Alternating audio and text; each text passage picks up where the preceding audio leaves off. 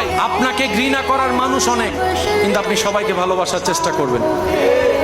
আপনি তাদেরকে বলবেন, আমাকে ঘৃণা করার, অপছন্দ করার তোমার কাছে হয়তো হাজারটা কারণ থাকতে পারে, আমি সেই দোষের দোষী হতে পারে, কিন্তু তোমাকে ভালোবাসার আমার এত কারণের দরকার নাই, একটা কারণেই যথেষ্ট। তুমি আমার রবের বান্দা, তুমি আমার নবী রাহমাতুল লিল আলামিনের উম্মত। এর চাইতে বড় পরিচয়ের আমার আর কোনো দরকার নাই, এর চাইতে বড় কোনো পরিচয় আমি জানতে চাই না। তুমি আমার রবের বান্দা, আমি তোমাকে ভালোবাসি।